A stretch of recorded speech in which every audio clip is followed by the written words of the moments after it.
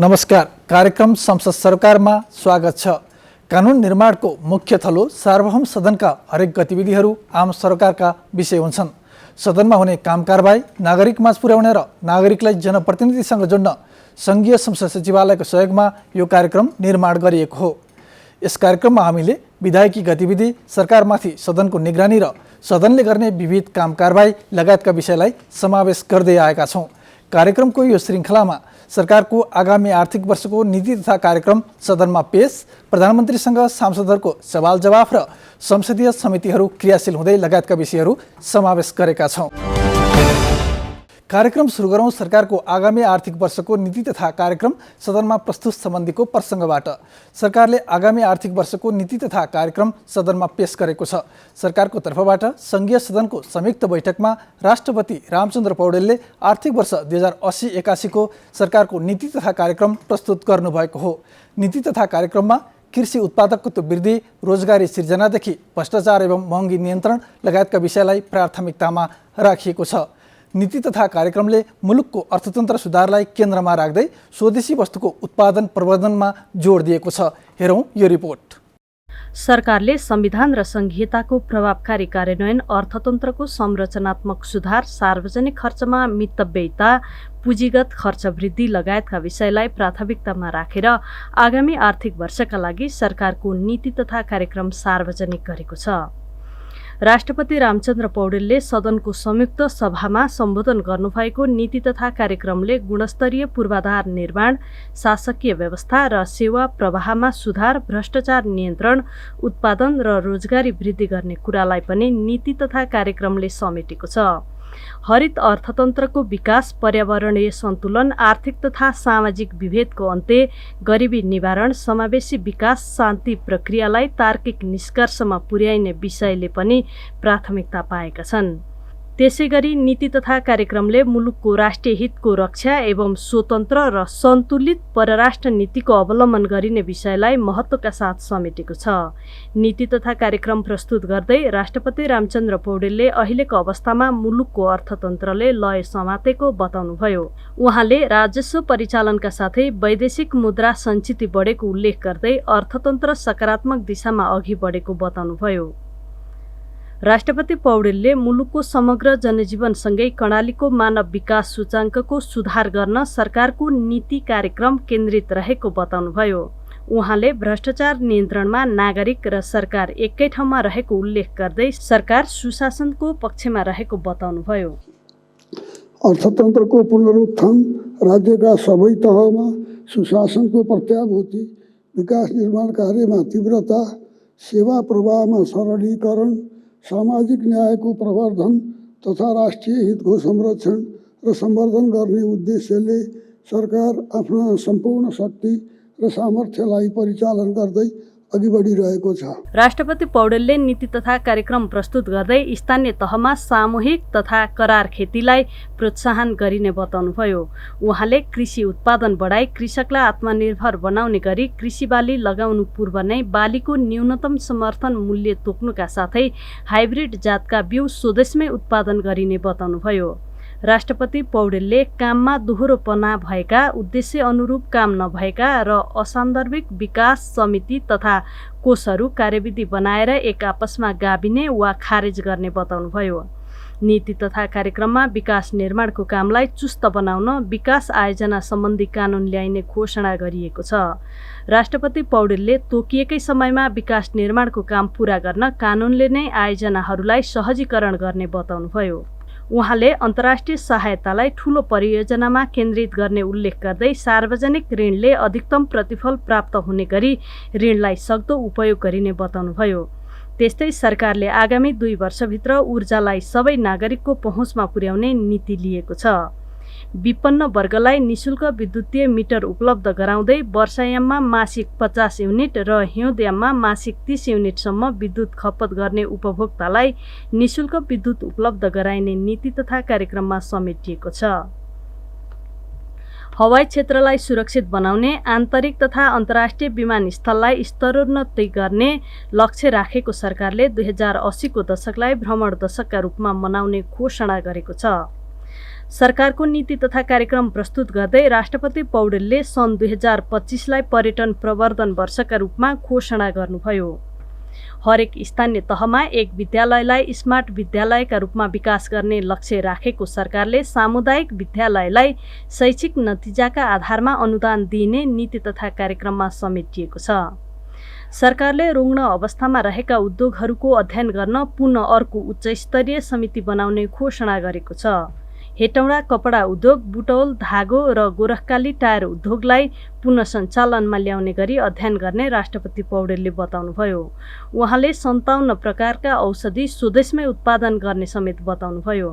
त्यस्तै काठमाडौँ उपत्यकासहित नदी किनारका भूमिहीनलाई स्थानान्तरण गर्ने र नदी किनारका अतिक्रमित भूमिलाई खाली गराउने विषय नीति तथा कार्यक्रममा समावेश गरिएको छ। आगामी 3 वर्षभित्र लागू हुने गरी सरकारले बैंक खाता खोल्न, सवारी लाइसेन्स लिन, लाल पूर्जा जारी गर्दा र स्थायी लेखा नम्बर लिँदा अनिवार्य रूपमा राष्ट्रिय परिचय पत्र नम्बर चाहिने व्यवस्था गरेको छ। त्यस्तै सरकारले महिलाहरूमा देखिने पाठेघर र स्तन क्यान्सरको पहिचान गर्न तथा प्रारम्भिक उपचार निशुल्क गर्ने घोषणा समेत गरेको छ। राष्ट्रपति पौडेलले पाठेघरको मुखको क्यान्सर र स्तन क्यान्सरको निशुल्क शीघ्र पहिचान र प्रारम्भिक उपचारलाई विशेष कार्यक्रमका रूपमा क्रमशः देशभर विस्तार गरिने बताउनुभयो। त्यस्तै आगामी वर्ष राष्ट्रिय संस्कृति नीति तर्जुमा गरी नेपाली संस्कृति प्रवर्धनमा विशेष कार्यक्रम सञ्चालन गरिनुका साथै पशुपति र लुम्बिनीलाई विशिष्टीकृत अध्ययन स्थलका रूपमा विकास गरिने विषय नीति तथा कार्यक्रममा समावेश गरिएको छ। नेपाली संस्कृति प्रवर्धन, ऐतिहासिक स्थलका उत्खनन, तिलौराकोट र जनकपुरलाई विश्व सम्पदा सूचीमा सूचीकृत गर्न प्रयत्न गर्ने नीति पनि सरकारले लिएको छ। नीति तथा कार्यक्रममा अशक्त, असहाय र ज्येष्ठ नागरिकलाई घर घरमा पुगेर आधारभूत स्वास्थ्य सेवा प्रदान गर्ने उल्लेख गरिएको छ भने प्रत्येक ओडामा आधारभूत स्वास्थ्य परीक्षण तथा उपचार सहितको स्वास्थ्य केन्द्र स्थापना गर्ने विषय समावेश गरिएको छ। नीति तथा कार्यक्रमको यो प्रसङ्गपछि अब लागौँ प्रधानमन्त्रीसँग सांसदहरूको प्रश्न उत्तर कार्यक्रमतर्फ। प्रतिनिधि सभाको गत बिहिबार बसेको बैठकमा प्रधानमन्त्रीसँग प्रश्न उत्तर कार्यक्रम सांसदहरूले प्रधानमन्त्री पुष्पकमल दाहाल प्रचण्डसँग विभिन्न समसामयिक विषयमा प्रश्न उत्तर गर्नुभएको छ। प्रतिनिधि सभाको इतिहासमा दोस्रो पटक र प्रतिनिधि सभाको यस कार्यकालमा पहिलो पटक प्रधानमन्त्रीसँग सिधा प्रश्न उत्तर कार्यक्रम राखिएको हो। एक रिपोर्ट। त्यो 8460 जना लडाकुको नाममा विगत करिब 5 वर्षसम्म राज्य कोषबाट अरबौं रुपैयाँ तपाईँको राज्य कोषबाट गएर व्यापक भ्रष्टाचार भयो भन्ने छ आरोप। तपाईँलाई नै छ त्यो आरोप। तपाईँलाई चाहिँ एउटा यसको यो आरोपलाई अन्त्य गर्नका लागि तपाईँकै संसदको विशेष समिति गठन गरेर यसको छानबिन गर्न तपाईँ तयार हुनुहुन्छ? क्यान्टोनमेन्टको कुरा कपोल कल्पित र पूर्वाग्रही छ भन्ने मेरो दृढ विश्वास छ। फेरि पनि कसैले दिएको उजुरीकै आधारमा छानबिन गरेर दोषी ठहरिए म आफै जेल जान तयार रहेको कुरा पनि म यहाँहरूलाई जानकारी गराउन चाहन्छु। के यो सरकारले पनि किसानहरूलाई व्यवस्था गर्ने र किसान आन्दोलनकारीहरूलाई दमन गर्ने नीति नै लिएको हो त? किसानहरूलाई समयमा नै मल र बिउ उपलब्ध गराउन रासायनिक मल उत्पादन गर्ने कारखाना नेपालमा नै स्थापना गर्ने सम्बन्धमा गम्भीर ढङ्गले अध्ययन भइरहेको जानकारी गराउन चाहन्छु। लिम्पियाधुरा, कालापानी, लिपुलेख सहित मिचिएका भूमि फिर्ता गरी नेपाल भारत बीच सीमा समस्या समाधान गर्ने विषय तपाईँको भ्रमणको कार्यसूचीमा परेको छ कि छैन?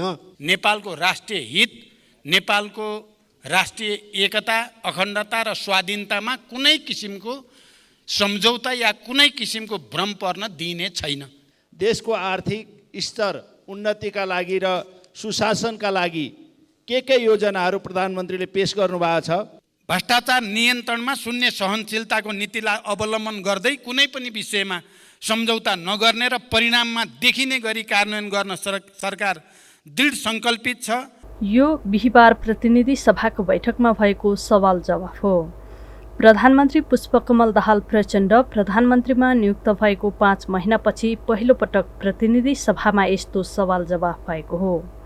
सांसदहरूले प्रत्यक्ष रूपमा नागरिकसँग जोडिएका मल, बिउ, कृषि उत्पादनदेखि प्रधानमन्त्रीका विदेशमा हुने भ्रमण, मुलुकमा भएका भ्रष्टाचार र तिनको अवस्था, नक्कली भुटानी शरणार्थी प्रकरणमा जोडिएका विषय, नेपालको आर्थिक अवस्था, आर्थिक मन्दी रोक्ने उपाय, नागरिकता सम्बन्धी कानुन नआउँदाको अवस्था तथा अहिले सरकारले गरिरहेको काम कारबाही र गतिविधि लगायतका जल्दाबल्दा विषयमा प्रश्न सोधेका थिए।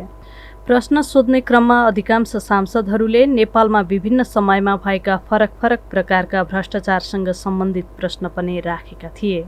नक्कली भुटानी शरणार्थी बनाउने अपराधको निष्पक्ष अनुसन्धान गरी प्रमाणका आधारमा दोषी देखेका जुनसुकै तहका पदाधिकारी तथा व्यक्तिलाई कानुनी कारबाहीको दायरामा ल्याउन यो सरकारले कुनै कसर बाँकी राखेको छैन र बाँकी राख्ने पनि छैन।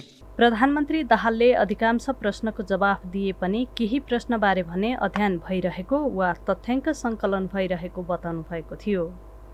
प्रधानमन्त्री दाहालले नेपालमा मल उत्पादन गर्ने कारखाना स्थापना गर्ने गरी अध्ययन भइरहेको, स्वास्थ्य, शिक्षा तथा रोजगारीको अवसर समेत बढेको उल्लेख गर्दै भ्रष्टाचारमा मुछिएका सबैलाई कारबाही गर्न सरकार प्रतिबद्ध रहेको बताउनुभयो। उहाँले गणतन्त्र आएपछि आर्थिक सूचकमा समेत सकारात्मक सुधार भइरहेको बताउनु भएको छ। मौद्रिक नीति र वित्तीय नीतिको बीचमा सामञ्जस्यता ल्याउनको लागि राष्ट्र ब्याङ्क र अर्थ मन्त्रालयका बीचमा लगातार छलफल बहस गर्दै सहजीकरण गर्ने प्रक्रिया अगाडि बढेको छ। यी सबै सचेत र इमान्दार पहलकै कारण अहिले विप्रेषण र विदेशी मुद्रा सञ्चितिमा उल्लेख्य सुधार भएको छ। साथै राहदानी, श्रम स्वीकृति, राष्ट्रिय परिचय पत्र लगायतका सार्वजनिक सेवा प्रवाहमा जनताले अनुभूत गर्ने गरी सुधार भएको छ। प्रतिनिधि सभा नियमावली 2079 को नियम 56 मा प्रधानमन्त्री वा निजको कार्यक्षेत्रसँग प्रत्यक्ष रूपमा प्रत्येक महिनाको पहिलो हप्ता कुनै पनि दिनको बैठकमा प्रश्नोत्तर गर्ने कुरालाई सुनिश्चित गरेको छ। तर प्रधानमन्त्री दाहाल प्रधानमन्त्री भएपछि पहिलो पटक प्रश्नोत्तर भएको हो। करिब 1.5 घण्टासम्म चलेको सवाल जवाफका लागि 19 जना सांसदहरूले पहिले नै संसद सचिवालयमा प्रश्न दर्ता गराएर संसदमा प्रश्न सोधेका थिए। प्रतिनिधि सभा नियमावली 2079 को नियम 252 बमोजिम नियम निलम्बन गरेर प्रधानमन्त्रीसँग प्रश्नोत्तर गरिएको थियो। परिच्छेद 9 को नियम 56 को उपनियम 5 मा बढीमा 15 जना सदस्यले मात्र प्रश्न सोध्न पाउने व्यवस्था भए तापनि बिहीबारको बैठकमा मात्र लागू हुने गरी नियम निलम्बन गरिएको थियो। कार्यक्रममा अब संसदीय अनुगमनको प्रसङ्ग छ। राष्ट्रिय सभाको राष्ट्रिय सरोकार तथा समन्वय समितिले मेलम्ची खानेपानी आयोजनाको स्थलगत अनुगमन गरेको छ। राष्ट्रिय सभाका अध्यक्ष गणेश प्रसाद तिमिल सिन्हा, समितिका सभापति दिलकुमारी रावल र समितिका सदस्यहरूले सिन्धुपाल्चोकको हेलम्बो स्थित र काठमाडौँ सुन्दरीजलमा रहेको पानी प्रशोधन केन्द्रको स्थलगत अनुगमन गरी आयोजनाको प्रगति र समस्याबारे जानकारी लिनुभएको हो। मेलम्ची खानेपानी आयोजनाको स्थलगत अनुगमनको लागि राष्ट्रिय सभा अध्यक्ष, राष्ट्रिय सरोकार तथा समन्वय समितिका सभापति र सदस्यहरू सोमबार मेलम्ची पुग्नुभयो। राष्ट्रिय गौरवको आयोजना भए पनि लामो समयदेखि काममा सुस्तता देखिएपछि आवश्यक नीति निर्माण गर्नको लागि स्थलगत अध्ययन गर्नुभएको हो।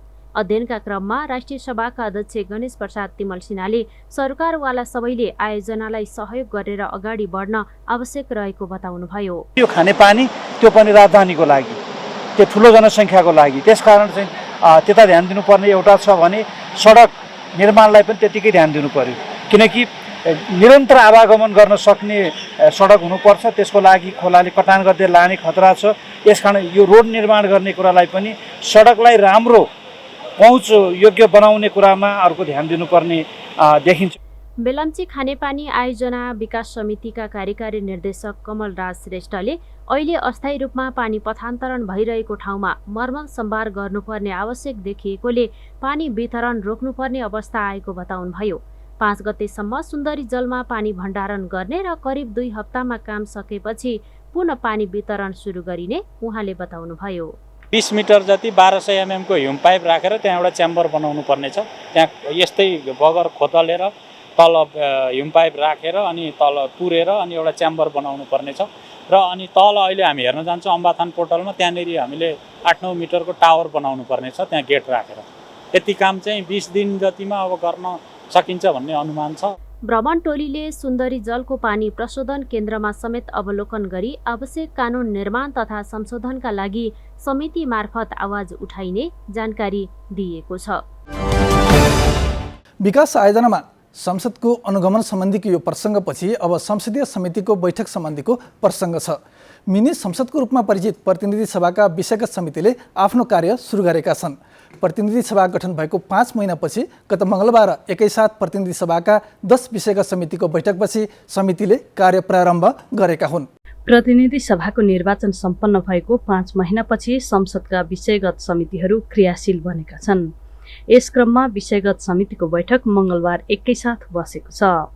मिनी संसदका रूपमा चिनिने समितिको गठनमा राजनीतिक सहमति जुट्न नसक्दा ढिलाइ भएको हो। मूलतः जनजीविका र आम नागरिक तथा सार्वजनिक सरकारका सवालहरू समितिमा छलफल गर्ने प्रचलन छ। संसदका सबै समिति क्रियाशील र एकैसाथ रहन्छन् भन्ने सन्देश प्रवाह गर्ने गरी 10 वटै विषयगत समितिको बैठक एकैसाथ राखिएको संसद सचिवालयको भनाइ छ। मङ्गलबार सुरु भएको विषयगत समितिमा हरेक बैठकको अध्यक्षता समितिका ज्येष्ठ सदस्यले गर्नुभएको छ। संसदको हिउँदे अधिवेशन सम्पन्न हुने अन्तिम दिन गठन भएका विषयगत समितिमा सभापति चयन हुन नसक्दा समितिका ज्येष्ठ सदस्यले अध्यक्षता गर्नुभएको हो। संसदमा प्रतिनिधित्व गर्ने राजनैतिक दलहरूको सिट संख्याकै आधारमा दलहरूकै सिफारिसमा समितिका सदस्यहरू मनोनयन हुने व्यवस्था छ। राज्य व्यवस्था समितिको अध्यक्षता ज्येष्ठ सदस्य चित्रबहादुर केसीले गर्नुभएको थियो भने अन्तर्राष्ट्रिय सम्बन्ध तथा पर्यटन समितिको बैठक ज्येष्ठ सदस्य पशुपति शमशेर जबराको अध्यक्षतामा बसेको थियो। त्यस्तै कानुन न्याय तथा मानवाधिकार समितिको अध्यक्षता पूर्व प्रधानमन्त्री तथा नेपाली कांग्रेसका सभापति शेरबहादुर देउवाले गर्नुभएको थियो। यस्तै सार्वजनिक लेखा समितिको अध्यक्षता अर्जुन नरसिंह केसीले गर्नुभएको थियो। सामान्यतया यो समितिको नेतृत्व संसदको प्रतिपक्षी दलले पाउने भए पनि पहिलो बैठकको अध्यक्षता केसीले गर्नुभएको हो। सबै समितिको पहिलो बैठक भएकोले स्वागत तथा परिचय गर्ने र समितिका कार्यक्षेत्रबारे जानकारी गराउने मात्र कार्यसूचीमा समावेश गरिएको थियो। समितिको बैठकमा सहभागी सांसदहरूले मिनी संसदले गरेको निर्णय र दिएको निर्देशन अनिवार्य रूपमा पालना गर्ने परिपाटी बसाउनु पर्नेमा जोड दिनुभयो। बैठक सञ्चालन विधि र मर्यादा तथा उपस्थिति समेतलाई विशेष ध्यान दिनुपर्ने सुझाव सांसदहरूको थियो। बैठक बोलाइहाल्ने, छलफल गरिहाल्ने, निर्णय निकालेर एउटा निष्कर्ष निकालेर निर्देशन दिए। हिजोको राम्रो कुरालाई हामीले फेरि त्यसलाई नै समर्थन गर्दै जाने कहाँनिर अप्ठ्यारा थिए त त्यो कुरालाई हामीले माननीय सचिवज्यूहरूबाट हामीले थाहा पायौँ भने अब यो समितिलाई हाम्रो कार्यकालको एउटा नमुना बनाउन सकौँ। समितिमा हुने छलफल चाहिँ कम्तीमा पनि डकुमेन्ट, डाटा र फ्याक्टसँग रिलेटेड भयो भने त्यो सजिलो हुन्छ र दलभन्दा माथि उठेर चाहिँ कुराहरू उठुन् भनेर म आज पहिलो दिनमा भन्न चाहन्छु। भ्रष्टाचार कसले कसले गर्यो, तर आज नेपालको आम जनमानसमा सबै नेताहरू भ्रष्टाचारी हुन् भन्ने जुन भाष्य निर्माण हुँदैछ त्यसैले नेपालको पराजनीतिमा पनि आँचो कालो त्यो काँचो भन्छ नि एकदम यहाँ एउटा ट्रेन्ड चलेछ। त्यसैले त्यसलाई पनि नियमन गर्नु पर्यो, नियन्त्रण गर्नु पर्यो। अन्तर्राष्ट्रिय सम्बन्ध र पर्यटन समितिको बैठकमा सहभागी मन्त्री सुदन किरातीले मन्त्रालयको नेतृत्व आफूले गरे पनि आफैले गरेको निर्णय कार्यान्वयनमा समस्या हुँदै आएको सुनाउनुभयो। संसद र सदन अरूले नै चलाउने र आफू सोकेसको रूपमा मात्र रहेको अनुभूति आफूले गरेको अनुभव मन्त्री किरातीको थियो। हामीले धेरै पुरानो ऐनहरू बोकेर हिँड्नु परेको छ जो ऐनहरूले चाहिँ अहिलेको परिस्थितिलाई भोग्ने छ। यसको त समग्र राजनीतिसँग पनि जोडिन्छ। राजनीतिको स्थायित्व, संसदको निरन्तरता र हाम्रो प्रतिबद्धतासँग जोडिन्छ जस्तो मलाई लाग्छ। यता राज्य व्यवस्था समितिको बैठकमा उपस्थित हुनुभएका मन्त्री अमनलाल मोदीले आवश्यक संख्यामा कर्मचारी नहुँदा कामलाई व्यवस्थित गर्न गाह्रो भएको बताउनुभयो। हामीले बिस्तारै हल गरिराखेका छौँ। यो पनि चाहिँ श्रावणमा या चाहिँ अहिले पनि तपाईँले फुल दिनु भने अब त हामीले खोज्ने खासमा हामीले खोज्दा जाँदैन कसले दिनुपर्ने। मङ्गलबार बसेका सबै समितिले सम्बन्धित समितिको कार्यविधि बनाउने जिम्मेवारी विषयगत समितिका सचिवलाई दिइने निर्णय गरेको छ। कार्यक्रममा पालो भएको छ संसद संक्षेपको। अब हेरौँ संसदीय गतिविधिहरू संक्षेपमा। सदस्यहरू, अब सम्माननीय प्रधानमन्त्री श्री पुष्पकमल दाहाल प्रचण्डलाई सम्माननीय राष्ट्रपति महोदयले 2080 जेठ 5 गते शुक्रबार सङ्घीय संसदको दुवै सदनको संयुक्त बैठकमा गर्नुभएको सम्बोधनमा उल्लेखित आर्थिक वर्ष 2080-81 को नेपाल सरकारको वार्षिक नीति तथा कार्यक्रममाथिको छलफल प्रारम्भ गरियोस् भनी प्रस्ताव प्रस्तुत गर्न अनुमति दिन्छु। सम्माननीय सभामुख महोदयको अनुमतिले 2080 जेष्ठ 5 गते शुक्रबार सङ्घीय संसदको दुवै सदनको संयुक्त बैठकमा गर्नुभएको सम्बोधनमा उल्लेखित आर्थिक वर्ष 2080-81 को नेपाल सरकारको वार्षिक नीति तथा कार्यक्रममाथिको छलफल प्रारम्भ गरियोस् भनी प्रस्ताव प्रस्तुत गर्दछु। धन्यवाद। सरकारको आगामी आर्थिक वर्षको नीति तथा कार्यक्रममाथि सदनमा छलफल सुरु भएको छ। बैठकमा सांसदहरूले नीति कार्यक्रमका सम्बन्धमा ठोस नीति एवं कार्यक्रम समावेश हुन नसकेको भनी टिप्पणी गर्नुभएको छ। नीति कार्यक्रममाथिको छलफलमा भाग लिँदै एमाले संसदीय दलका नेता केपी शर्मा ओलीले नीति कार्यक्रम के उद्देश्य र गन्तव्यको लागि ल्याइएको भन्ने विषय नै प्रष्ट नभएको धारणा राख्नुभयो। उहाँले राजस्व सङ्कलन खुम्चिएर चालु खर्च समेत थान्न नसक्ने अवस्थामा अर्थतन्त्र आएको र त्यसको सुधारका लागि केन्द्रित हुनुपर्ने नीति कार्यक्रम त्यसो नदेखिएको बताउनुभयो। छलफलमा भाग लिँदै सांसदहरूले नीति कार्यक्रम राम्रो भए पनि कार्यान्वयनको पाटो कमजोर भए परिणाम दिन नसक्ने धारणा राख्नु भएको छ। प्रतिनिधि सभामा आइतबारबाट सुरु भएको छलफल 11 गतेसम्म चल्नेछ। प्रतिनिधि सभाको बैठकमा नीति तथा कार्यक्रममाथि छलफल सम्पन्न भएपछि प्रधानमन्त्रीले जवाब दिनुहुने कार्यक्रम रहेको छ। सांसदहरूको छलफल र प्रधानमन्त्रीको जवाबपछि नीति कार्यक्रम पारित गरी सरकारलाई जेठ 15 गते बजेट ल्याउने बाटो खुला हुनेछ। त्यसैगरी राष्ट्रिय सभाको बैठकमा पनि सरकारको नीति कार्यक्रममाथि छलफल सुरु भएको छ। राष्ट्रिय सभामा भने 9 गतेसम्म नीति कार्यक्रममाथि छलफल हुनेछ। 9 गतेसम्म छलफल हुने र 9 गते नै प्रधानमन्त्रीले जवाब दिने कार्यक्रम समेत राखिएको छ। प्रतिनिधि सभा अन्तर्गतको अर्थ समितिमा अर्थतन्त्रमा अहिले देखिएका सूचकका बारेमा छलफल भएको छ। सिंहदरबारमा शनिबार बसेको समिति बैठकमा अर्थमन्त्री डाक्टर प्रकाश शरण महतले अर्थतन्त्रको वर्तमान अवस्थाबारे स्पष्ट पार्नु भएको थियो। बैठकमा अर्थमन्त्री महतले अर्थतन्त्रमा अहिलेका सूचकका बारेमा छलफलको क्रममा उठेका जिज्ञासाको जवाब दिँदै आफू व्यक्ति र पार्टीभन्दा माथि उठेर काम गर्ने बताउनु भएको छ। छलफलमा अर्थमन्त्री डाक्टर महतलाई सांसदले वर्तमान अर्थतन्त्रका बारेमा विभिन्न जिज्ञासा राख्नु भएको थियो। राष्ट्रिय सभाबाट मुलुकी संहिता सम्बन्धी केही नेपाल ऐनलाई संशोधन गर्ने अध्यादेश 2080 स्वीकृत भएको छ। शुक्रबार बसेको राष्ट्रिय सभा बैठकमा कानुन न्याय तथा संसदीय मामिला मन्त्री धनराज गुरुङका तर्फबाट श्रम रोजगार तथा सामाजिक सुरक्षा मन्त्री शरद सिंह भण्डारीले प्रस्तुत गर्नुभएको सो अध्यादेश सर्वसम्मतिबाट स्वीकृत भएको हो। सरकारले कोरोना महामारी नियन्त्रण गर्न ल्याएको कोभिड-19 सङ्कट व्यवस्थापन विधेयक 2078 संसदबाट फिर्ता लिएको छ। बैठकमा स्वास्थ्य तथा जनसङ्ख्या मन्त्री मोहनबहादुर बस्नेतका तर्फबाट श्रम रोजगार तथा सामाजिक सुरक्षा मन्त्री भण्डारीले उक्त विधेयक फिर्ता लिने अनुमतिको प्रस्ताव पेश गर्नुभएको थियो। सो प्रस्ताव सभाको सर्वसहमतिबाट स्वीकृत भएको हो। कानुन न्याय तथा मानवाधिकार समितिले सङ्क्रमणकालीन न्यायसँग सम्बन्धित विधेयकमाथि छलफल गर्न 11 सदस्यीय उपसमिति गठन गरेको छ। शुक्रबार सिंहदरबारमा बसेको बैठकले 11 सदस्यीय उपसमिति गठन गरेको हो। उपसमितिमा सुभाष चन्द्र नेङमाङ, महेश कुमार बर्तौला, रमेश लेखक, जीवन परियार, सुशीला थिङ, सन्तोष परियार, गोमा सापकोटा, पूर्णबहादुर खर्ती, रन्जु कुमारी झा, ध्रुवबहादुर प्रधान, शेरबहादुर कुहर रहनुभएको समिति सभापति ज्येष्ठ सदस्य मङ्गल प्रसाद गुप्ताले बताउनुभयो। उहाँका अनुसार समितिले बेपत्ता पारिएका व्यक्तिको छानबिन, सत्य निरूपण तथा मेलमिलाप आयोग ऐन 2071लाई संशोधन गर्न बनेको विधेयकका सम्बन्धमा संशोधनकर्ता तथा सरकारवालासँग छलफल गरी दफावार छलफल समेत सकेर उपसमितिको काम प्रारम्भ गरेको 3 साताभित्र समिति समक्ष प्रतिवेदन पेश गर्नुपर्ने बताउनुभयो। उपसभामुख इन्दिरा राणाले विश्व व्यापार सङ्गठनको सम्मेलनमा नेपालले उपस्थिति जनाउनु अघि मुलुकभित्रै विस्तृत अध्ययन एवं पूर्व तयारी गरेर मात्र सहभागी हुनुपर्ने जोड दिनुभएको छ। राणाले अन्तर्राष्ट्रिय मञ्चमा नेपालको प्रतिनिधित्व प्रभावकारी तुल्याउन तथा त्यस्ता मञ्चमा प्रस्तुत हुने कागजात व्यवस्थित गर्न सुझाव दिनुभएको हो। उपसभामुख राणा सिङ्गापुरमा मे 15 देखि 17 तारिकसम्म सम्पन्न सङ्गठनको बैठकमा सहभागी हुनुभएको थियो। बैठकमा नेपालको तर्फबाट व्यापारसँग सम्बन्धित विभिन्न मुद्दाहरू, बहुपक्षीय व्यापार प्रणाली लगायतका विषयमा छलफल भएको उपसभामुख राणाले बताउनुभयो।